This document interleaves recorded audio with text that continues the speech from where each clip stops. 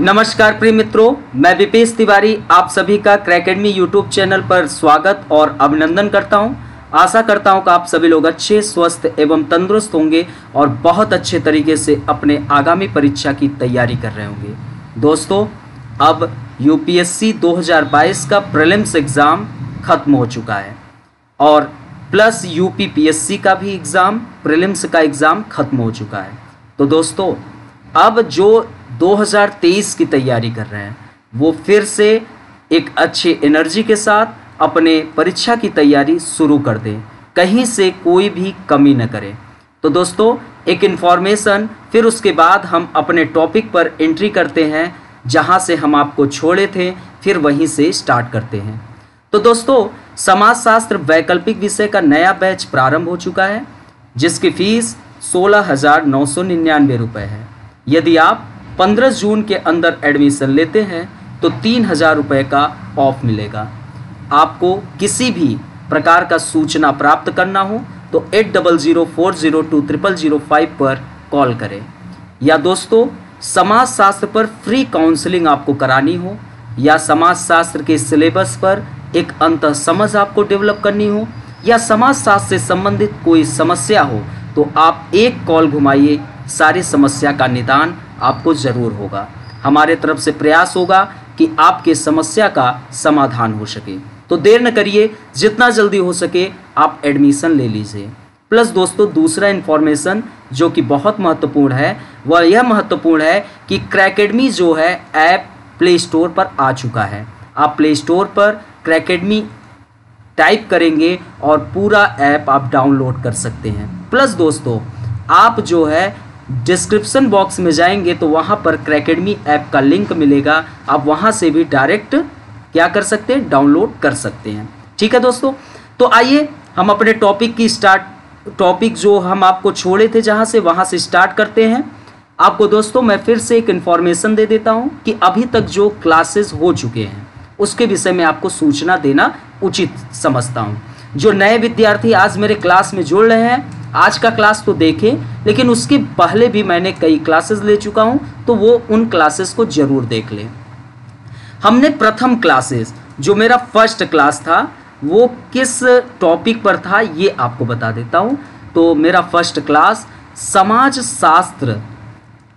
समाजशास्त्र में पढ़ने का विज्ञान आप कैसे डेवलप करें, अर्थात कि समाजशास्त्र जब आप पढ़ें तो किन किन बारीकियों को ध्यान में रखें, क्योंकि हम किसी भी विषय को पढ़ते हैं और उस विषय से संबंधित अगर बारीकियों को नहीं जानते हैं तो वह विषय हमारे लिए कठिन हो जाता है।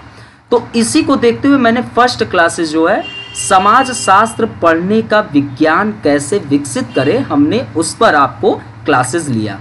अब देख लीजिएगा, वहाँ पर मैंने डिटेल में चर्चा किया। Plus second classes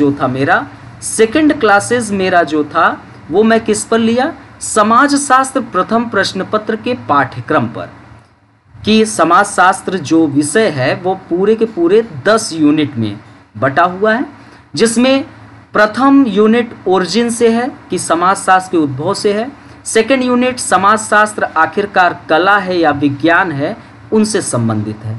plus third unit आखिरकार वह विज्ञान है तो उसकी पद्धति क्या है। फोर्थ यूनिट आपके चिंतक से संबंधित है, चिंतक समाज के बारे में जो उनका दृष्टिकोण है, उन्होंने अपना ज्ञान दिया और हम उसे समझकर समाज की जानकारी को और वृहद करते हैं।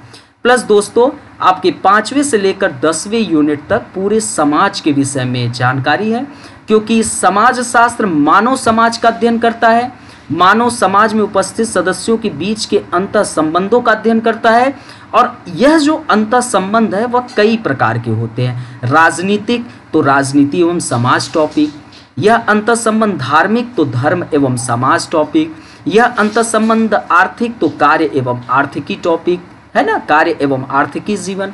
प्लस विवाह, नातेदारी, इन सब से संबंधित सामाजिक स्तरीकरण, इन सब से संबंधित यूनिट दिए गए हुए हैं जिसको हमने यहाँ पर डिटेल में चर्चा किया। प्लस दोस्तों, थर्ड जो आपका क्लासेस था वो क्लासेस जो समाजशास्त्र का प्रथम यूनिट है, विद्या शाखा, समाजशास्त्र की विद्या शाखा, तो हमने उस पर क्लासेस लिया। जो समाजशास्त्र की विद्या शाखा है उसको मैंने पहले समझाया, फिर उसके हर एक टॉपिक, जैसे यह 3 टॉपिक में डिवाइड है समाजशास्त्र की विद्या शाखा।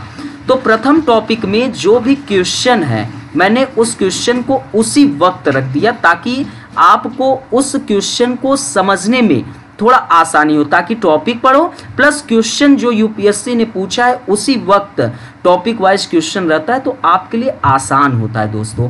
तो इसलिए मैंने वहां पर आसान कर दिया है, आप जाकर बिल्कुल उस क्लासेस को देखें। प्लस दोस्तों मैंने 4th क्लासेस से लेकर जो चौथा क्लासेस है पूरे 4 क्लासेस, मतलब 4, 5, 6, 7, मतलब कि 7th क्लासेस तक हमने जो है आपको समाज के विषय में बताया। दोस्तों यह बहुत जरूरी था आपको समाज को जानने की, क्योंकि समाज शास्त्र किसका अध्ययन कर रहा है? इस मानव समाज का अध्ययन कर रहा है, इस समाज में उपस्थित सदस्यों के बीच के अंतर संबंधों का अध्ययन कर रहा है।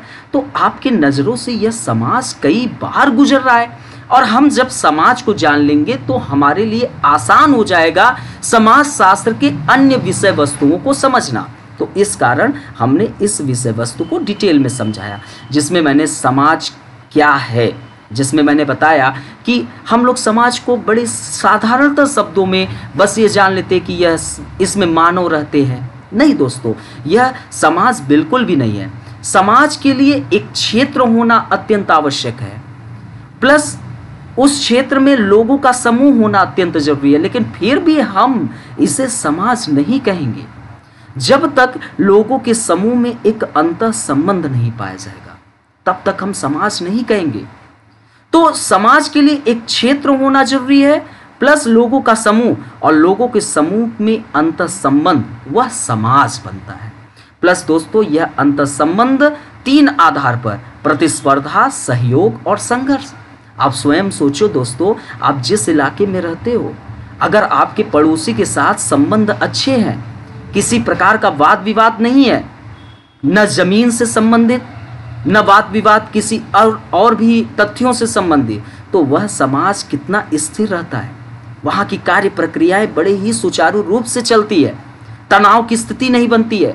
आप दोस्तों सोचो कि एक कोर्ट कचहरी अगर हो जाता है तो व्यक्ति अपने जीवन में कभी भी जूस नहीं पिया होगा, लेकिन वह वकीलों को जूस पिलाता फिरता है, दिन भर कोर्ट कचहरी का चक्कर लगाता फिरता है। तो अगर समाज में सहयोग की भावना है तो वह समाज स्थिर समाज है, राइट।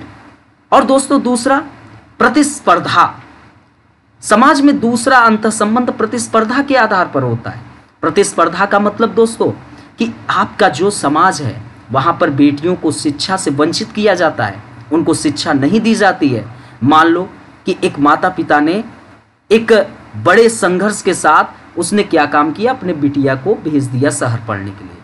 अगर वह बिटिया जो है वह कुछ अच्छा कर गई तो दोस्तों आप ही के समाज में अन्य लोग तुरंत आवाज उठाएंगे कि नहीं, मुझे भी पढ़ना है, मुझे भी आगे बढ़ना है। एक कंपटीशन तीव्र गति से वृद्धि होगी। आप मार्केट देखते हो, मार्केट सिंपल, इसका एग्जांपल प्रतिस्पर्धा का मार्केट ले लो।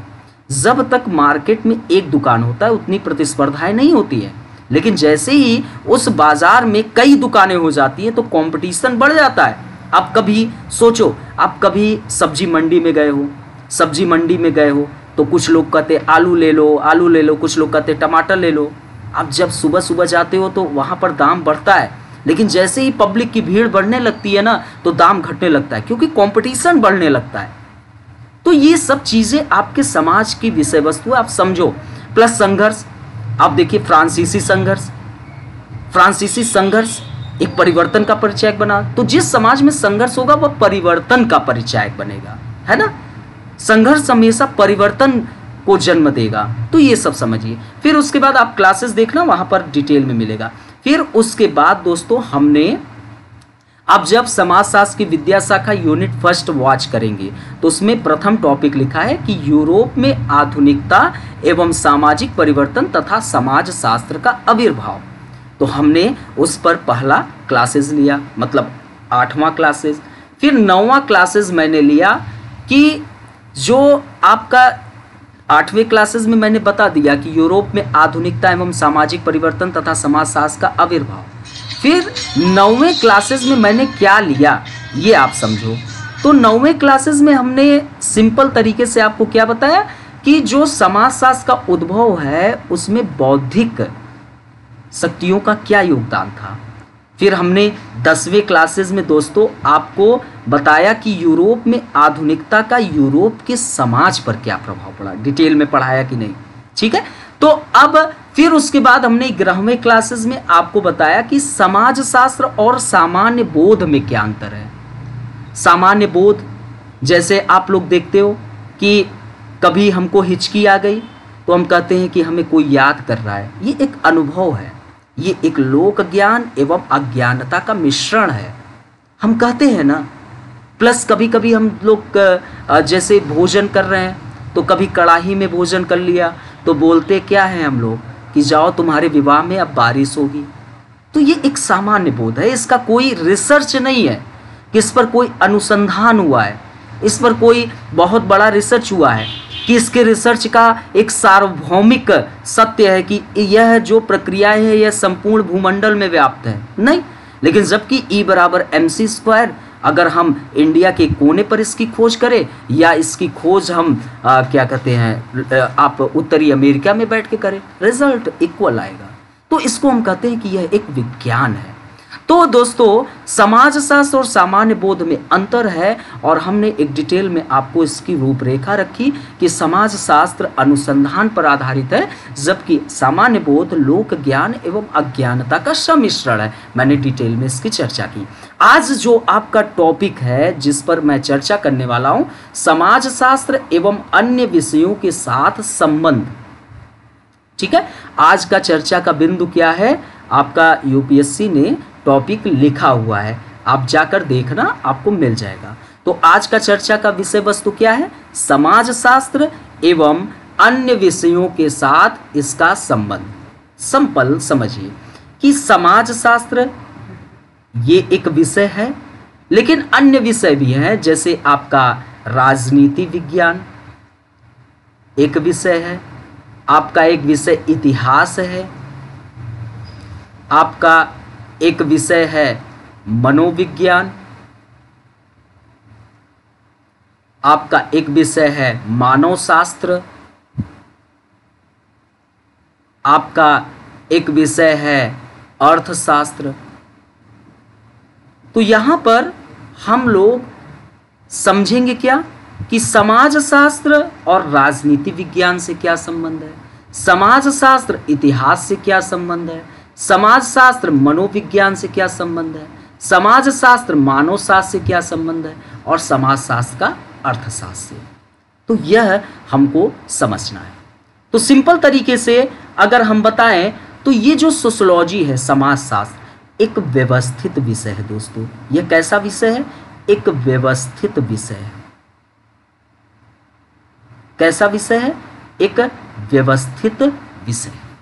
समाजशास्त्र एक अपने आप में व्यवस्थित विषय है जो किसका अध्ययन करता है, तो दोस्तों जो मानव समाज का अध्ययन करता है। किसका अध्ययन करता है, वह मानव समाज का अध्ययन करता है। ये समाज आप जो देख रहे हैं जो लोगों से भरा हुआ है, चित्र में आप देख सकते हैं लोगों से भरा हुआ है। समाजशास्त्र इन्हीं मानव समाज का क्या करता है, स्टडी करता है, अध्ययन करता है। राइट दोस्तों, किसका अध्ययन कर रहा है, मानव समाज का अध्ययन कर रहा है। और दोस्तों यह समाज के सदस्यों के बीच के अंतर संबंधों का अध्ययन कर रहा है। ये जो आप समाज देख रहे हो, ये चित्र में आप जिस समाज को देख रहे हो, इन समाज के बीच में एक अपना अंतर संबंध है। हर एक के बीच एक अपना अंतर संबंध है। हर एक का अंतर संबंध का आधार अलग अलग है। किसी का राजनीतिक है, किसी का आर्थिक है, किसी का सांस्कृतिक है, किसी का आपका जो भी और है। तो समाजशास्त्र जो विषय है वह दोस्तों एक व्यवस्थित विषय है। कैसा विषय है, एक व्यवस्थित विषय है। सोशियोलॉजी एक व्यवस्थित विषय है। और यह किसका अध्ययन कर रहा है, यह मानव समाज का अध्ययन करता है। यह मानव समाज में उपस्थित सदस्यों के बीच के अंतर संबंधों का अध्ययन करता है। सदस्यों के बीच के अंतः संबंधों का अध्ययन करता है। किसका अध्ययन करता है? समझ में आ रहा है सभी को? किसका अध्ययन करता है? अंतः संबंधों का अध्ययन करता है। सभी को समझ में आ रहा है? कमेंट कर दीजिएगा, ठीक है। तो समाजशास्त्र इसका अध्ययन करता है। अब दोस्तों, एक विषय के रूप में ये समाजशास्त्र एक अपने आप में क्या है? तो समाजशास्त्र अपने आप में एक विषय है। क्या है? एक विषय है। तो दोस्तों, एक विषय के रूप में अगर हम देखें तो समाजशास्त्र की जो विषय वस्तु है वह भिन्न होगी। होगी कि नहीं? वह भिन्न है। अगर हम समाजशास्त्र को एक विषय के रूप में देखें तो समाजशास्त्र की विषय वस्तु दोस्तों क्या है? तो समाजशास्त्र की विषय वस्तु भिन्न है। परंतु अन्य विषय, जो अन्य विषय हैं, अन्य विषयों के साथ, अन्य विषयों के विषय वस्तुओं के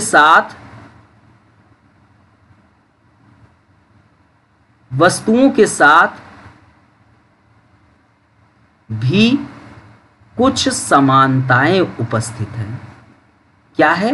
कुछ समानताएं उपस्थित है।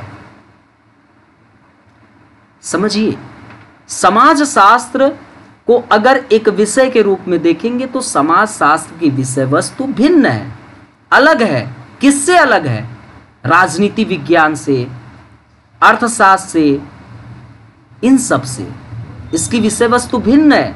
लेकिन दोस्तों, यह भी ध्यान रखने की आवश्यकता है कि अन्य विषयों के विषय वस्तुओं के साथ, ये जो अन्य विषयों के विषय वस्तु हैं जैसे राजनीति विज्ञान, अर्थशास्त्र, इनके साथ भी कुछ समानताएं उपस्थित हैं। आइए इसको देखेंगे, अभी समझेंगे। तो ये जो समाजशास्त्र आप देख रहे हो चित्र में, तो एक विषय के रूप में समाजशास्त्र की विषय वस्तु भिन्न है। क्या है? भिन्न है, अलग है। किनसे अलग है? तो इनसे अलग है इतिहास से। किनसे अलग है? अर्थशास्त्र से। किनसे अलग है? ये जो पॉलिटिकल साइंस आप देख रहे हैं। लेकिन दोस्तों, यहां पर यह भी ध्यान रखने की आवश्यकता है। क्या ध्यान रखने की आवश्यकता है? परंतु ये जो इतिहास की विषय वस्तु हैं, अर्थशास्त्र के विषय वस्तु हैं, पॉलिटिकल साइंस के जो विषय वस्तु हैं, इन विषय वस्तुओं के साथ कुछ न कुछ समानताएं उपस्थित है। कुछ न कुछ क्या है? समानताएं उपस्थित है। बोलो, समझ में आया कि नहीं? समानताएं उपस्थित है। समझ में आया कि नहीं? चलिए आगे। चूंकि समाजशास्त्र दोस्तों, चूंकि समाजशास्त्र जो है वह समाज के सदस्यों के बीच उपस्थित अंतः संबंधों का अध्ययन है। हमने देखा डिटेल में कि समाजशास्त्र समाज के सदस्यों के बीच उपस्थित अंतः संबंधों का अध्ययन है। तो समाज में उपस्थित कोई भी व्यवस्था, समाज में उपस्थित कोई भी व्यवस्था, जो व्यवस्था इन संबंधों का आधार है, वह समाजशास्त्र की विषय वस्तु स्वतः बन जाती है, अपने आप बन जाती है। इसी कारण आप देखिए कि आपके आर्थिक क्रियाएं, राजनैतिक क्रियाएं, यह सब समाजशास्त्र के विषय वस्तु का हिस्सा स्वतः बन जाते हैं। सभी को समझ में आया? चलिए एक बार रिवीजन कर लेते हैं।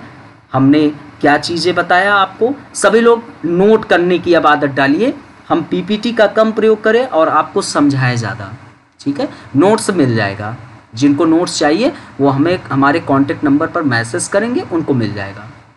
तो आज मैंने टॉपिक स्टार्ट किया समाजशास्त्र एवं अन्य विषयों के साथ इसका संबंध, अर्थात कि समाजशास्त्र का राजनीति विज्ञान से, इतिहास से, मनोविज्ञान से, मानवशास्त्र से, अर्थशास्त्र से। फिर हमने बताया कि समाजशास्त्र एक व्यवस्थित विषय है। समाजशास्त्र एक व्यवस्थित विषय है जो कि किसका अध्ययन करता है? जो कि मानव समाज का अध्ययन करता है। मानव समाज में उपस्थित सदस्यों के बीच के अंतर संबंधों का अध्ययन समाजशास्त्र करता है। तो एक विषय के रूप में समाजशास्त्र की जो विषय वस्तु है वह क्या है? भिन्न है। किन से भिन्न है? राजनीति विज्ञान से, अर्थशास्त्र से, मानव शास्त्र से, मनोविज्ञान से। इसकी विषय वस्तु भिन्न है। लेकिन दोस्तों यहां पर यह भी ध्यान रखना है कि अन्य विषयों के विषय वस्तुओं के साथ भी कुछ समानताएं भी उपस्थित हैं। अन्य विषय के जो विषय वस्तु हैं अर्थात कि इतिहास के विषय वस्तु के साथ कुछ समाजशास्त्र की समानताएं भी उपस्थित हैं।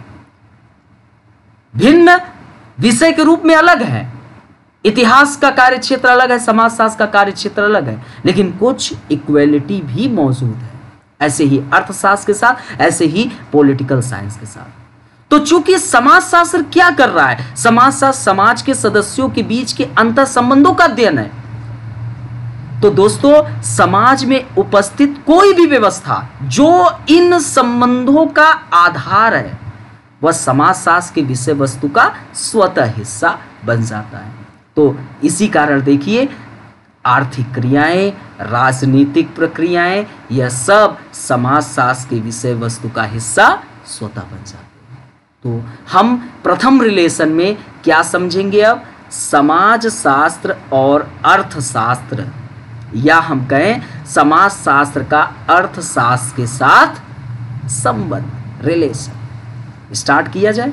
बड़े इंटरेस्टिंग तरीके से समझेंगे, बहुत रोचकता के साथ समझेंगे, आपको आनंद आएगा। किसी भी विषय को याद करने के लिए प्रेशर न दीजिए। मेरे क्लास का हमेशा उद्देश्य होता है कि आप जब भी समाज शास्त्र पढ़ें तो उस मानव समाज का अंग समझकर स्टडी करिए। आप ये बताओ मुझे सिंपल साधारण शब्दों में कि आप जिस समाज में रहते हैं उस समाज में आर्थिक प्रक्रियाएं क्या क्या है? आप देखिए, कभी कभी आप इसको अपने जीवन में महसूस किए होंगे। महसूस तब किए होंगे जब आप स्टडी कर रहे थे, जब आपको कहीं एडमिशन लेना था और उस वक्त आपके मम्मी पापा के पास पैसे का अभाव था। तब आप बोलते हैं कि कहीं से व्यवस्था किया जाए। तो जब आपकी मम्मा नंगे पांव दौड़कर आपके पड़ोसी से मांगते हैं और वह पड़ोसी जो है जितना मांगते हैं उससे कम मिलता है, फिर हम किसी रिलेटिव से मांगते हैं और धीरे धीरे कलेक्ट करके हम एडमिशन लेते हैं। तो यहां आर्थिक प्रक्रियाएं दिखी कि नहीं दिखी आपको? आप इन सब चीजों को समझिए। आप जिस समाज में हैं, पहले जब समाज था जिसमें वस्तु विनिमय की व्यवस्था थी, विनिमय मतलब आदान प्रदान, और वस्तु अर्थात कि आपको ध्यान होगा, जहां तक कि हमें भी ध्यान है, जब हम लोग छोटे थे तो हमारे यहां गेहूं ज्यादा उपजा। मान लो किसी के पास चावल है, उसके पास गेहूं का भाव है, तो हम गेहूं उसे देते थे, वह बदले में हमको चावल देता था। तो वस्तु विनिमय, फिर धीरे धीरे मुद्रा विनिमय प्रक्रिया की शुरुआत हुई। तो हम मुद्रा, जैसे समाज का एक सदस्य उत्पादन की प्रक्रिया में कौन सा कृत्य कर रहा है? वह कृषि का कार्य कर रहा है। लेकिन एक समाज का सदस्य जो है वह वस्तुओं का निर्माण कर रहा है, उन रॉ मटेरियल को वह एक रूपवान आकार दे रहा है। तो दोस्तों यहां पर ध्यान रखने की आवश्यकता है कि आवश्यकताएं, अब यहां पर आवश्यकताओं को देखिए। जो कृषि कर रहा है वह अपनी आवश्यकता के लिए किसी दूसरे के पास जाएगा, लेकिन जो कृषि नहीं कर रहा है वह अपने खाद्यान्न की जरूरत को पूरा करने के लिए किसान के पास आएगा। तो ये आर्थिक प्रक्रियाएं दिखी कि नहीं दिखी? ये आर्थिक प्रक्रियाएं इसी समाज के अंतर्गत देखने को मिलता है। तो दोस्तों यहाँ पर कुछ रटने की आवश्यकता नहीं है कि आप रट कर, आपको मैंने एक नोट्स दे दिया तो आप उसको रट के आप तैयार कर लेंगे। वह तैयार नहीं होगा, वह 2 दिन में आप भूल जाओगे, क्योंकि आप लोग रिवीजन प्रतिदिन तो करेंगे नहीं, लेकिन समझे रहेंगे तो आपको वह विषय वस्तु याद रहेगा। चलिए स्टार्ट करते हैं, हम टॉपिक समझते हैं। अभी हम आपको एक गांव की जिंदगी की ओर लेके गया। जब हम गांव में रहते थे तो हम एक आर्थिक संबंध को देखते थे। समाज शास्त्र वह मानव समाज है जिसमें हम निवास कर रहे हैं, और आर्थिक प्रक्रियाएं जो होती थी हम देखते थे। तो आइए इन सभी समाज के आर्थिक ताने बाने को हम समझते हैं एक अच्छे लैंग्वेज में। तो दोस्तों अर्थशास्त्र भी अपने आप में एक व्यवस्थित विषय है। कैसा विषय है? व्यवस्थित विषय, सिस्टमेटिक सब्जेक्ट है। ठीक है, तो अर्थशास्त्र भी अपने आप में कैसा विषय है? व्यवस्थित विषय है। इस अर्थ के शास्त्र के माध्यम से हम क्या करते हैं? प्रश्न उठाओ। देखो, कभी भी जीवन में आप यूपीएससी के एग्जाम की तैयारी कर रहे हैं, और मैं दोस्तों आपको एक सजेशन भी दे रहा हूं। जीवन में अगर आप कभी भी मुश्किल में पड़ो, ऐसे हालात में पड़ गए जहां पर आप निर्णय लेने पाने में थोड़ा असक्षम दिखाई दे रहे हैं, तो आप कोई भी कार्य करने जा रहे हो तो उसके पीछे क्वेश्चन मार्क लगाना सीखो। ये क्वेश्चन मार्क दोस्तों आपको हर एक प्रश्न का जवाब दे देता है। क्वेश्चन मार्क मतलब कब, हम कब इस कार्य को करें, क्यों करें, कैसे करें। तो दोस्तों यह फिर आपको एक बृहद एनालिसिस की ओर लेके जाएगा। और जब आप किसी भी कार्य को करने से पहले एक विश्लेषण, उस पर एक गहन विश्लेषण करते हैं, तो आप सावधानी पूर्वक कार्य करते हैं। ऐसे ही हम क्या बता रहे हैं, अर्थशास्त्र क्या है? तो सिंपल तरीके से एक व्यवस्थित विषय है। तो अर्थशास्त्र के माध्यम से क्या होता है? तो दोस्तों इसके माध्यम से हम क्या करते हैं? तो इसके माध्यम से वस्तुओं एवं सेवाओं, क्या? वस्तुओं एवं सेवाओं के उत्पादन, वितरण एवं उपभोग की प्रक्रिया का अध्ययन करते हैं। उपभोग की प्रक्रिया का क्या करते हैं? स्टडी करते हैं, राइट? अध्ययन करते हैं। अब देखो, मैं इस वक्त आपको क्या दे रहा हूं? आप घर बैठे ऑनलाइन पढ़ाई कर रहे हो, और मैं आपको सेवा दे रहा हूं। सेवा ही तो दे रहा हूं। लेकिन ये जो पेन है, इस पेन को आप वॉच करो, देखो ये पेन किसी फैक्ट्री में इसका निर्माण किया गया है। इसका किसी फैक्ट्री में इसको निर्मित किया गया है। इसके पीछे रॉ मटेरियल आया, रॉ मटेरियल के बाद हम इसको रूपवान आकार दिया। ये एक डिजिटल पेन है। तो दोस्तों हमने इसका क्या किया? उत्पादन किया। अब जैसे हमने कोई खाद्य वस्तु का उत्पादन किया, जैसे आप देखो, आप बड़े अच्छे तरीके से जैसे आप लोग देखिए कुरकुरे खाते हैं ना, आप लोग देखिए बिस्किट खाते हैं, उसी आटे का ही तो बनता है, लेकिन हम उसको एक पैकेट में पैक कर दिए, फिर उसके बाद थोड़ा रूपवान तरीके से थोड़ा उसको टेस्टी बना दिए, तो उसका दाम भी बढ़ गया। तो ये मतलब कि अर्थशास्त्र, मेरा कहने का मतलब कि ये अर्थशास्त्र के अध्ययन का विषय है। तो वस्तुओं एवं सेवाओं के उत्पादन, वितरण एवं उपभोग की प्रक्रिया का अध्ययन अर्थशास्त्र के अंतर्गत होता है। अब दोस्तों यह आर्थिक क्रियाएं, यह जो आर्थिक क्रियाएं हैं, यह आर्थिक क्रियाएं समाज के सदस्यों के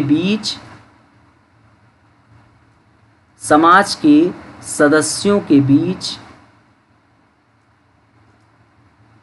अंतः संबंधों को जन्म देता है। संबंधों को जन्म देता है। अब सोचो दोस्तों, ये जो आर्थिक क्रियाएं हैं यह समाज के सदस्यों के बीच एक अंतर संबंध को जन्म देता है कि नहीं। अब दोस्तों सोचो, आप जब गृह निर्माण कराते हैं, ठीक है, जब आप घर बनवाते हैं तो आप किसके पास जाते हैं, जो सीमेंट बालू इन सबको, प्लस आप मिस्त्री के भी पास जाते हैं, है ना। आप जब खाना के लिए, जैसे आप अपने गृहस्थ जो भी खाद्यान्न है उसके लिए आप मार्केट में जाते हो तो किसी दुकानदार जो किराने का दुकान रखता है उसके पास, उसी बाज़ार में आप अपने दवाओं की ज़रूरत के लिए चीज़ें भी लेने जाते हैं। तो सोचो यहाँ पर मेरा कहने का तात्पर्य क्या है।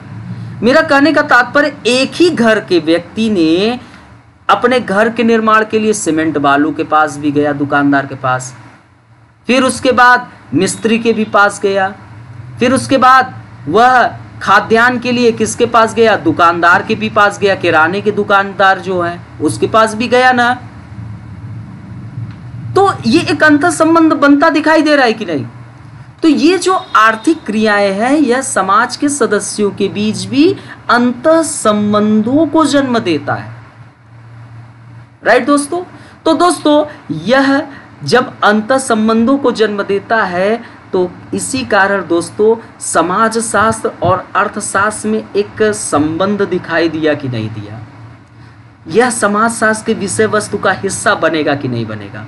इसी कारण देखिए दोस्तों, कार्य एवं आर्थिकी जीवन समाज शास्त्र के प्रथम यूनिट में एक यूनिट जुड़ा, राइट दोस्तों, और यह समाज शास्त्र के विषय वस्तु का एक हिस्सा बना। तो कार्य एवं आर्थिक जीवन, सभी को समझ में आ रहा है, कार्य एवं आर्थिक जीवन। पॉइंट क्लियर हुआ, ठीक है। आप लोग कमेंट कर दीजिएगा, कहीं भी आपको कोई भी समस्या हो तुरंत कमेंट करने में आप तनिक भी पीछे न हटिए। तो दोस्तों जो आपके विद्वान थे, यह हमने देख लिया कि समाज शास्त्र और अर्थशास्त्र में एक संबंध है। आगे हम अब विद्वानों के माध्यम से समझते हैं कि उन्होंने अपने जो थ्योरी को डेवलप किया उसमें कहाँ उन्होंने समाज शास्त्र और अर्थशास्त्र के संबंधों को दिखाया। यहाँ जानना बहुत अत्यंत जरूरी है। आइए समझते हैं। तो जो विभिन्न समाजशास्त्री थे उन्होंने आर्थिक क्रियाओं को, तो कौन, विभिन्न समाजशास्त्रियों ने विभिन्न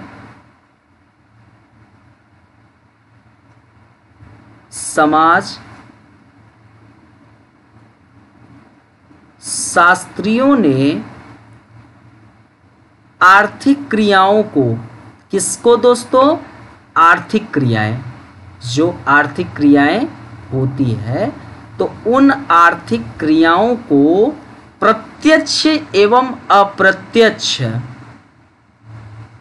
प्रत्यक्ष एवं अप्रत्यक्ष, मतलब एक डायरेक्ट होता है एक इनडायरेक्ट, तो अप्रत्यक्ष रूप से सामाजिक जीवन के अन्य हिस्सों से, सामाजिक जीवन है तो सामाजिक जीवन के कई हिस्से होते हैं, तो उन हिस्सों को, तो सामाजिक जीवन के अन्य हिस्सों से जोड़ने का प्रयास किया। आइए अब देखते हैं कैसे इन्होंने जोड़ा, राइट। तो दोस्तों अभी तक हम लोगों ने क्या जाना, समाज शास्त्र और अर्थशास्त्र के संबंधों को हम जानने की कोशिश किए और समझा कि अर्थशास्त्र भाई एक व्यवस्थित विषय है जो क्या काम करता है, जिसके माध्यम से हम वस्तुओं एवं सेवाओं के उत्पादन, वितरण एवं उपभोग की प्रक्रिया का हम स्टडी करते हैं। और यह आर्थिक क्रियाएं जो होती है दोस्तों समाज के सदस्यों के बीच अंतर संबंधों को क्या करती है, जन्म देती है। इसी कारण आप देखिए कार्य एवं आर्थिकी जीवन एक यूनिट समाजशास्त्र में जुड़ा और यह समाजशास्त्र की विषय वस्तु का हिस्सा बना। तो विभिन्न समाजशास्त्रियों ने आर्थिक क्रियाओं को प्रत्यक्ष या अप्रत्यक्ष रूप से सामाजिक जीवन के अन्य हिस्सों से जोड़ने का एक प्रयास किया। तो आइए जानते हैं कि उन विद्वानों ने क्या जोड़ा। आप चित्र में देख सकते हैं, ये आपके कार्ल मार्क्स हैं। कौन है? Karl Marx. चित्र में देख सकते हैं। कुछ लोग शीशे में चेहरे देखते हैं, हम लोग चित्रों में देखते हैं कि आपके कार्ल मार्क्स साहब कौन है ना। अभी पता है हम आपको एक अच्छी स्टोरी बता रहे हैं। कभी कभी हम लोग जब कॉलेज में रहते थे तो कॉलेज में क्या होता था कि कई गर्ल्स और बॉयज़ सब फ्रेंड रहते हैं, तो मित्र बन जाते हैं। तो जैसे क्या होता था कि हम लोग चाहते थे कि यार वो बहुत तेज़ है पढ़ने में, थोड़ा उस पर मनोवैज्ञानिक प्रेशर दिया जाए ताकि वह कम पढ़े और हम आगे निकले। ऐसा प्रतियोगिताएं जो है स्टूडेंट के बीच में रहती है। तो हम भी उसी समाज के हिस्सा थे, तो हमारे अंदर भी थी। तो जैसे कोई गर्ल्स है, तेज़ है, तो डायरेक्ट जाकर यार आजकल तुम बड़े फीके दिख रहे हो, तो थोड़ा वो समय शीशे में बिताएगी प्लस मेकअप वेकअप में बिताएगी तो थोड़ा पढ़ने का मौका मिलेगा। जैसे 3 इडियट में आप देखिए तो क्या क्या करता था, आप लोग परिचित हैं, बताने की आवश्यकता नहीं है। तो आइए कार्ल मार्क्स पे आते हैं। थोड़ा क्या था, टॉपिक जो है बड़े एक गहन विश्लेषण का यह विषय है, बड़ा ही चिंतन का विषय है। तो इस कारण थोड़ा बीच बीच में क्या होता है, कॉमेडी भी कर लेने से थोड़ा तनाव से मुक्ति मिलती है। आइए कार्ल मार्क्स की ओर चलते हैं। कार्ल मार्क्स आपके चिंतक हैं और आपके टॉपिक में भी दिए गए हैं। यूनिट 4 में फर्स्ट थिंकर कार्ल मार्क्स हैं, जिनकी कई थ्योरी आपको आगे पढ़ने को भी मौका मिलेगा। जैसे इनकी थ्योरी द्वंद्वात्मक भौतिकवाद, ऐतिहासिक भौतिकवाद, वर्ग संघर्ष, उत्पादन की विधा, मोड ऑफ प्रोडक्शन, सामाजिक स्तरीकरण, बड़े इंटरेस्टिंग टॉपिक है, बहुत मजा आएगा। हम लोग जब कार्ल मार्क्स को पढ़ेंगे बड़ा आनंद आएगा। समझ रहे हैं? आप लोगों को पढ़ाया भी हो कार्ल मार्क्स के हर एक थ्योरी को। बताओ, सोचो दोस्तों, उस वक्त जो समाज था वह कितना अपरिचित था, कितना अज्ञानी था। विद्वान जन्म लिए और बताए कि तुम शोषित हो रहे हो। किसके द्वारा? पूंजीपति के द्वारा। तब जाकर समाज के लोगों को जागरूकता आई, तब जाकर वह अपने हकों के लिए लड़ना शुरू किया। जैसे कार्ल मार्क्स क्या कहा, ऐ दुनिया के मजदूरों, उठो, आगे बढ़ो, अपनी संख्या को आगे बढ़ाओ। एक दिन ऐसा आएगा तुम्हारी संख्या इन पूंजीपतियों की संख्या से ज्यादा हो जाएगी और तुम इनके विरुद्ध क्रांति कर देना। वह क्रांति हिंसक हो या अहिंसक हो, कोई दिक्कत नहीं। इसीलिए दोस्तों, आपका देखिए यूपीएससी कई बार आपसे प्रश्न पूछा गांधी और कार्ल मार्क्स के डिबेट को लेकर, क्योंकि कार्ल मार्क्स के भी थ्योरी कई चीजें जो है समाज में आज भी प्रासंगिक है और गांधी जी के भी थ्योरी प्रासंगिक है। लेकिन दोस्तों, गांधी जी और कार्ल मार्क्स की तुलना जब होती है तो गांधी जी जो थे वो हिंसक आंदोलन के अगेंस्ट थे, वो अहिंसा के पुजारी थे, अहिंसा परमो धर्म की बातें करते थे। लेकिन कार्ल मार्क्स जो थे वो क्रांति के लिए हिंसा हो या अहिंसक कोई दिक्कत नहीं, उठो क्रांति करो। चलिए, तो अब हम थोड़ा बहुत कार्ल मार्क्स के विषय में बताते हैं, क्योंकि हम समाजशास्त्र के अर्थशास्त्र के संबंध को जान रहे हैं। इनसे आप भटकिएगा मत, ठीक है। तो अभी तक हम लोगों ने जाना, अब हम लोग जान रहे हैं कि थिंकरों के अनुसार समाजशास्त्र का अर्थशास्त्र से क्या संबंध है। तो जो विभिन्न समाजशास्त्री थे, उन समाजशास्त्रियों ने आर्थिक क्रियाओं को प्रत्यक्ष एवं अप्रत्यक्ष रूप से सामाजिक जीवन के अन्य हिस्सों से जोड़ने का प्रयास किया। तो जो कार्ल मार्क्स हैं उनको जानते हैं, तो मार्क्सवादी विचार जो है दोस्तों वह किस पर आधारित है? तो आर्थिक निर्धारणवाद पर आधारित है। आगे पढ़ेंगे तो मार्क्सवादी विचार किस पर आधारित है? आर्थिक निर्धारणवाद पर आधारित है। ठीक है दोस्तों, किस पर आधारित है? तो आर्थिक निर्धारणवाद पर मार्क्सवादी विचार आधारित है। तो कार्ल मार्क्स जो थे दोस्तों, वह मनुष्य के समाज की हर प्रमुख घटना को, मनुष्य समाज की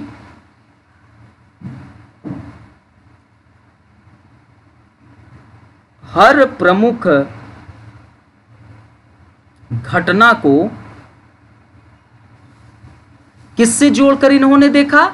तो आर्थिक क्रियाओं से जोड़कर देखा।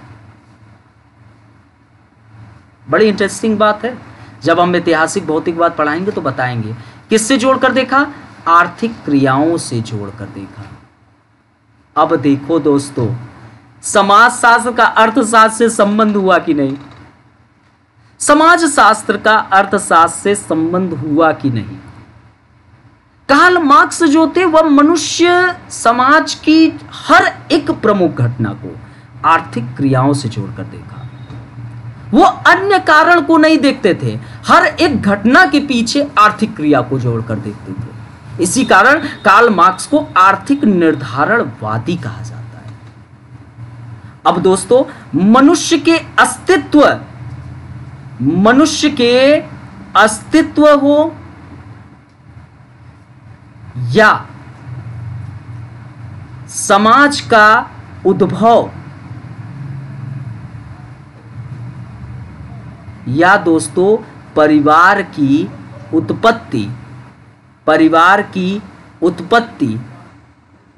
एवं सामाजिक स्तरीकरण से लेकर सामाजिक परिवर्तन को, यह किससे जोड़कर देखते हैं कार्ल मार्क्स साहब? तो आर्थिक क्रियाओं से जोड़कर देखते हैं। राइट दोस्तों, किससे जोड़कर देखते हैं? तो आर्थिक क्रियाओं से जोड़कर कार्ल मार्क्स देखते हैं। ठीक है, जोड़कर देखते हैं। तो कार्ल मार्क्स क्या थे? तो कार्ल मार्क्स जो थे वो मार्क्सवादी जो विचार है वह एक आर्थिक निर्धारणवाद पर आधारित है। ये जो आर्थिक निर्धारणवादी होते हैं वह हर एक घटना के पीछे आर्थिक क्रियाओं को जोड़कर देखते थे। तो कार्ल मार्क्स मनुष्य समाज के हर एक प्रमुख घटना को आर्थिक क्रियाओं से जोड़कर देखा, वह चाहे मनुष्य के अस्तित्व या समाज का उद्भव या परिवार की उत्पत्ति या एवं सामाजिक स्तरीकरण से लेकर सामाजिक परिवर्तन तक। किससे जोड़कर देखा? आर्थिक क्रियाओं से। अब आप सोचो दोस्तों, जब मानव का उद्भव हुआ, अर्थात कि जब प्रकृति ने मनुष्य को इस पृथ्वी पर भेजा, तो मनुष्य कैसा था? नग्न अवस्था में था, उसके पास कुछ नहीं था। लेकिन दोस्तों, वह रोटी कपड़ा मकान पर विजय प्राप्त किया, तभी तो मनुष्य का एक अस्तित्व उभर कर सामने आया। तो यह आर्थिक क्रिया से जुड़ा कि नहीं जुड़ा? सिंपल तरीके से सोचिए। तो सबसे पहले मनुष्य ने वर्क करके रोटी कपड़ा मकान पर विजय प्राप्त किया, अर्थात कि पेट भरने के लिए रोटी, तन ढकने के लिए कपड़ा और सर ढकने के लिए छत। और दोस्तों, समाज का उद्भव कैसे हुआ? अब मानव को लगा कि मैं अकेले प्रोडक्शन उत्पादन तो कर नहीं पाऊंगा, अधिक से अधिक लोग रहेंगे तो ज्यादा से ज्यादा उत्पादन होगा। तो उसने क्या काम किया? अधिक से लोगों को इकट्ठा किया, और अधिक से अधिक लोगों को इकट्ठा किस लिए किया? अधिक से अधिक उत्पादन के लिए। तो आर्थिक क्रिया से जुड़ा ना, और यहीं से समाज का उद्भव हुआ। अब परिवार का उद्भव कैसे हुआ? अब जब तक समाज का उद्भव था, जब तक परिवार का उद्भव नहीं था, लेकिन समाज का उद्भव था, तो वहां पर महिलाओं की यौन स्वतंत्रता पर नियंत्रण नहीं था। एक महिला एक पुरुष के साथ, वही महिला दूसरे पुरुष के साथ, और प्लस उसी समाज के जो सदस्य थे जो अधिक से अधिक उत्पादन कर रहे थे, मेहनत कर रहे थे, उनके पास धन आ रहा था, तो वो चाहने लगे कि मेरा जो धन है वह मेरे वास्तविक पुत्रों एवं पुत्रियों में वितरण हो। तो इसी को ध्यान में रखते हुए परिवार का उद्भव हुआ, जिसमें महिलाओं की यौन स्वतंत्रता पर नियंत्रण की गई, और महिला जो है वह अब घरेलू कार्यों तक सीमित हो गई, और परिवार का उद्भव हुआ। फिर धीरे धीरे दोस्तों सामाजिक स्तरीकरण, जिसके पास ज्यादा धन वह उच्च वर्ग, और जिसके पास कम निम्न वर्ग। जब इसमें दिक्कतें आई तो परिवर्तन भी हुआ। तो यह सब आर्थिक क्रियाओं से जोड़कर देखा। मतलब ये सिर्फ समझने के लिए अभी यूज करना, जब ऐतिहासिक भौतिकवाद पढ़ाऊंगा तो डिटेल में पढ़ाऊंगा, वहां ज्यादा से ज्यादा जानेंगे। अभी सिर्फ आप इतना जानिए, क्योंकि हम समाजशास्त्र और अर्थशास्त्र के संबंध को देख रहे हैं। तो मनुष्य के अस्तित्व, समाज का उद्भव, परिवार की उत्पत्ति एवं सामाजिक स्तरीकरण से लेकर सामाजिक परिवर्तन को उन्होंने आर्थिक क्रियाओं से जोड़कर देखा। सभी को समझ में आया कि नहीं?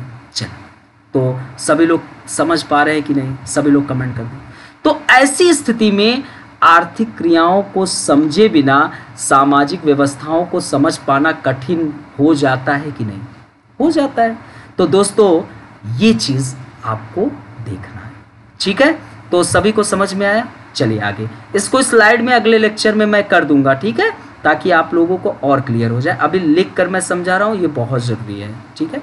आप चित्र में किसको देख रहे हैं? चित्र में आपके बड़े ही जैसे आज मैं देखिए हेयर स्टाइल मेरा, मैंने अपने आप को चेंज किया, थोड़ा लुक चेंज किया हूँ, है ना? तो कुछ मैक्स वेबर जैसे मैं भी दिख रहा हूँ, है ना? देखिए इनके लुक अच्छे लग रहे हैं, तो इनको ध्यान से देख लीजिए। ये मैक्स वेबर है, मैं इनका नाम लिख दे रहा हूँ।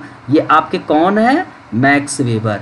ये आपको यूपीएससी में 30-40 नंबर दे देंगे, ठीक है? तो इनको समझिए। तो मैक्स वेबर ने समाजशास्त्र और अर्थशास्त्र के संबंध में क्या बोला, अब समझते हैं। ये एक अन्य और समाजशास्त्री है। तो इन्होंने समझाने का प्रयास किया कि किस प्रकार सामाजिक व्यवस्थाएं भी आर्थिक क्रियाओं को प्रभावित करती हैं। आर्थिक क्रियाओं को प्रभावित करती हैं, ठीक है? तो जो समाज में व्यवस्थाएं होती हैं दोस्तों, ये व्यवस्थाएं आपके धर्म हो सकते हैं, ये व्यवस्थाएं आपके कई चीज़ें हो सकते हैं, पुलिस, न्यायालय, कार्यपालिका, कुछ भी। तो मैक्स वेबर का कहना है कि किस प्रकार सामाजिक व्यवस्थाएं भी आर्थिक क्रियाओं को क्या करती हैं? प्रभावित करती हैं। तो जो मैक्स वेबर है उनकी बहुत ही एक इंटरेस्टिंग पुस्तक है, और उस पुस्तक का नाम है प्रोटेस्टेंट नीतिशास्त्र एवं पूंजीवाद की भावना। प्रोटेस्टेंट नीतिशास्त्र एवं पूंजीवाद की भावना।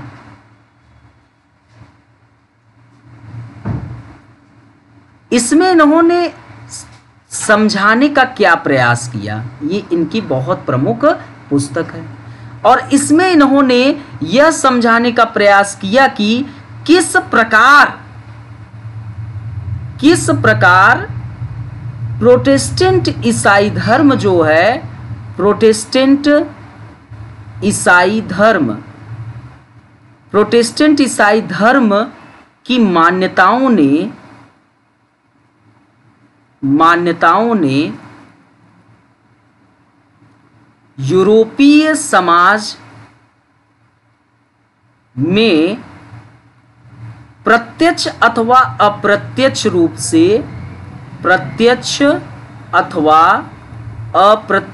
से किसको बढ़ावा दिया? तो अप्रत्यक्ष रूप से पूंजीवाद को बढ़ावा दिया। पूंजीवाद को बढ़ावा दिया। तो ये दोस्तों समाजशास्त्र और अर्थशास्त्र में संबंध को दर्शा रहा है कि नहीं? सिंपल समझिए। अभी तक हमने आपको बहुत डिटेल में बता रहा हूँ, हम थिंकर के द्वारा आपको चीज़ों को समझाने का प्रयास कर रहा हूँ। अभी तक कार्ल मार्क्स में देखा कि कार्ल मार्क्स एक आर्थिक निर्धारणवादी थे। हर एक घटना के पीछे वो आर्थिक क्रियाओं को जोड़कर देखते थे। समाज में जो भी घटनाएं घटती थी, जिसमें उन्होंने मनुष्य के उद्भव से लेकर समाज के उद्भव, आपके परिवार के उद्भव, सामाजिक स्तरीकरण हो या सामाजिक परिवर्तन, वह आर्थिक क्रियाओं से जोड़कर देखा। किसने देखा? कार्ल मार्क्स साहब ने। तो यहां पर मैक्स वेबर आए। मैक्स वेबर आकर कहते हैं कि देखिए, सामाजिक व्यवस्थाएं भी आर्थिक क्रियाओं को प्रभावित करती हैं। तो इनकी प्रमुख पुस्तक है प्रोटेस्टेंट नीतिशास्त्र एवं पूंजीवाद की भावना। एक्चुअली मेन बात है कि जो मैक्स वेबर हैं उनकी माता एक धार्मिक महिला थी, वो कैल्विनवादी थी, जबकि उनके पिता एक अधिकारी थे। तो ये माता से प्रभावित होकर इन्होंने ये पुस्तक लिखा था। तो दोस्तों, उस वक्त यूरोप में प्रोटेस्टेंट ईसाई धर्म था। तो प्रोटेस्टेंट ईसाई धर्म की मान्यताएं, अर्थात कि जैसे कार्ल मार्क्स और इसमें मैक्स वेबर में इन दोनों को लेकर एक डिबेट भी है, वो हम चर्चा जब चिंतक पढ़ते हैं तो वहां पर करते हैं, क्योंकि कार्ल मार्क्स धर्म को अफीम की संज्ञा देते हैं। उनके नज़र में धर्म जो है वह राज्य जो है वह धर्म को सहयोग करता है ना, क्योंकि इससे दोनों का एक दूसरे से फायदा है। लेकिन जो मैक्स वेबर है उन्होंने कहा कि जो यूरोप है, उस यूरोप में अगर पूंजीवाद बहुत तीव्र गति से बढ़ा है तो इसके पीछे कुछ न कुछ कारण है, क्योंकि वही खनिज जो आपके संसाधन होते हैं, वही संसाधन यूरोप में भी उपलब्ध थे, वही संसाधन एशिया में भी उपलब्ध थे। लेकिन आखिरकार पूंजीवाद जो था वो ग्रोथ सिर्फ और सिर्फ यूरोप में क्यों हुआ, एशिया में नहीं हुआ? तो इसके पीछे जब वो जाने तो पता चला कि प्रोटेस्टेंट ईसाई धर्म में कुछ न कुछ मान्यताएं थी। उन मान्यताओं ने यूरोप में पूंजीवाद को ग्रोथ करने में प्रत्यक्ष या अप्रत्यक्ष रूप से भूमिका अदा की। जैसे प्रोटेस्टेंट ईसाई धर्म में मान्यताएं थी कि मनुष्य के जीवन में एक न एक व्यवसाय होना चाहिए, वह व्यसन व्यासन में व्यस्त खर्च नहीं करना चाहिए, जो भी वह लाभ अर्जित कर रहा है उसे पुनर्निवेश करना चाहिए, और भी मान्यताएं जिसकी चर्चा करेंगे। तो यहां पर कहना है कि मैक्स वेबर ने जब सामाजिक व्यवस्थाओं को परिभाषित किया कि सामाजिक व्यवस्थाएं भी आर्थिक क्रियाओं को प्रभावित करती है, तो अर्थात कि समाजशास्त्र का अर्थशास्त्र से एक घनिष्ठ संबंध दिखाई दे रहा है। तो यहां पर हम इनके अनुसार समझें। ये चित्र में आपके जो जिनके सर पे बिल्कुल बाल नहीं है, ये दुर्खिम साहब हैं, ठीक है। ये आपके कौन है? ये आपके दुर्खिम साहब हैं, और इनके तो बाल जो हैं वो तो बड़े ही इंटरेस्टिंग बाल है, दिखने में तो बड़ा शानदार है। और ये आपके एडम स्मिथ हैं। ये कौन है? एडम स्मिथ, राइट दोस्तों, ये कौन है? एडम स्मिथ, ठीक है। तो दुर्खिम भी एक अन्य समाजशास्त्री है जो कि आपके सिलेबस में हिस्सा भी है। तो जो दुर्खिम साहब थे उन्होंने एडम स्मिथ की लेखनी से, एडम स्मिथ की लेखनियों से, ठीक है, एडम स्मिथ की लेखनियों से इन्होंने क्या ग्रहण किया? लेखनियों से दुर्खिम ने श्रम विभाजन, ठीक है, श्रम विभाजन की अवधारणा को दुर्खिम ने एडम स्मिथ की लेखनियों से अपनाया, राइट दोस्तों, ठीक है, तो अपनाया। और जो दुर्खिम साहब थे उन्होंने श्रम विभाजन को क्या काम किया? श्रम विभाजन की इस अवधारणा को सामाजिक जीवन के हर पक्ष से जोड़कर देखा, जीवन के हर पक्ष से जोड़कर देखा, ठीक है, ठीक है। तो एक अन्य समाजशास्त्री दुर्खिम साहब, जिन्होंने एडम स्मिथ की लेखनियों से श्रम विभाजन की अवधारणा को अपनाया, श्रम विभाजन की इस अवधारणा को दुर्खिम साहब ने सामाजिक जीवन के हर पक्ष से जोड़कर देखा। उनका कहना था कि आर्थिक क्रियाओं का सामाजिक जीवन पर यह व्यापक प्रभाव दर्शाता है कि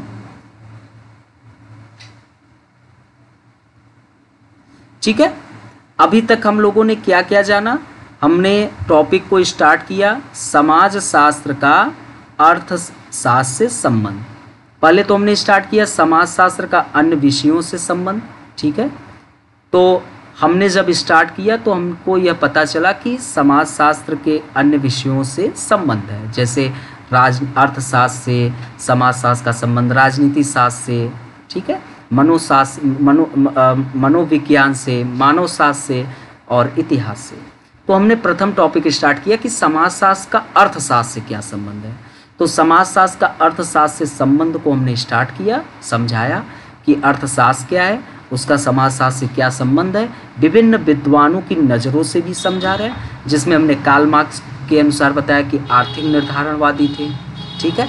वेबर जो थे वो सामाजिक व्यवस्थाओं को सामाजिक व्यवस्थाएं भी जो होती हैं वह आर्थिक क्रियाओं को प्रभावित करती हैं। अब जो दुर्खिम साहब हैं उन्होंने क्या काम किया? एडम स्मिथ की लेखनियों से श्रम विभाजन को अपनाया और उन्होंने श्रम विभाजन की इस अवधारणा को सामाजिक जीवन के हर पक्ष से जोड़कर देखा। तो इस प्रकार हम कह सकते हैं कि आर्थिक क्रियाओं का सामाजिक जीवन पर यह व्यापक प्रभाव दर्शाता है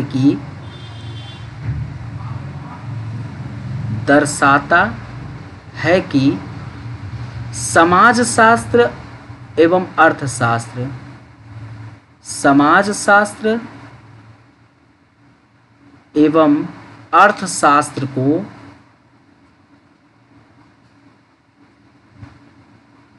एक दूसरे से पूर्णतः पृथक नहीं किया जा सकता है। क्या किया जा सकता है?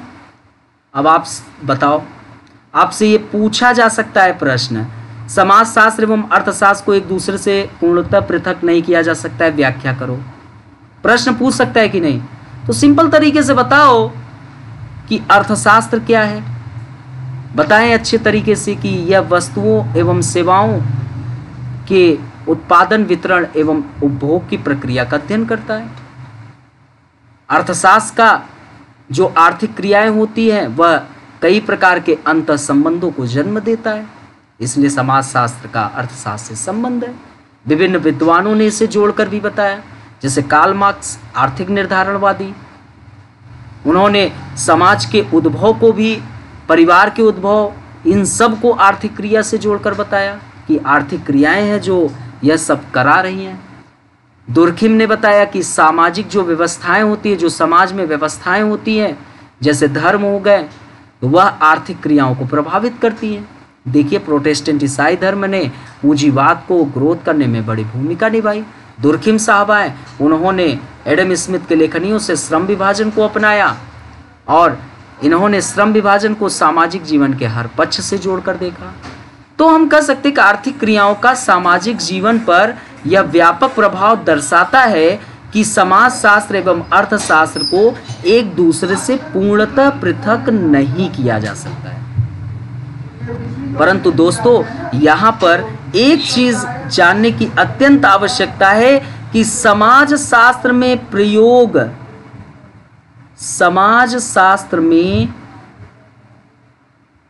प्रयोग की जाने वाली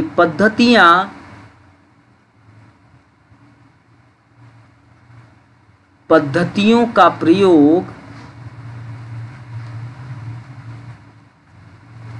अर्थशास्त्र में भी किया जा सकता है।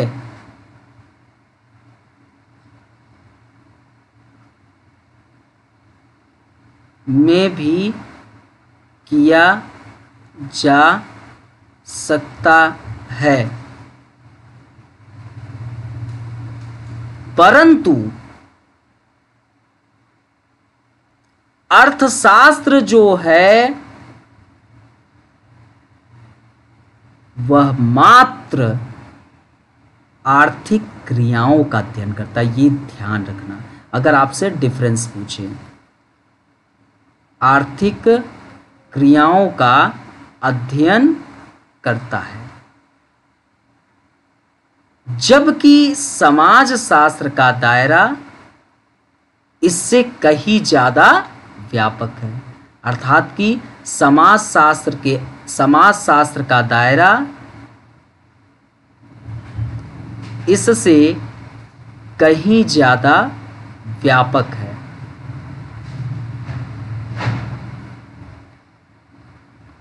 ठीक है, अर्थात कि समाज शास्त्र का दायरा समाज शास्त्र के अंतर्गत सिर्फ आर्थिक पहलू का अध्ययन नहीं होता है, राजनीतिक पहलू, मनोवैज्ञानिक पहलू, ऐतिहासिक पहलू, इन सभी पहलुओं का समाज शास्त्र के अंतर्गत स्टडी होता है। तो दोस्तों यहीं पर ये टॉपिक समाप्त होता है। आपको सभी को समझ में आया कि नहीं? हमने आपको स्टार्ट किया, सिंपल तरीके से एक रिवीजन कर लीजिए।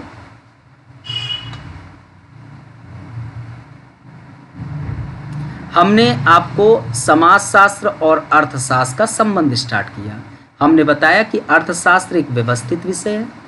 अर्थशास्त्र के अंतर्गत जो है वस्तुओं एवं सेवाओं के उत्पादन, वितरण एवं उपभोग की प्रक्रिया का अध्ययन होता है।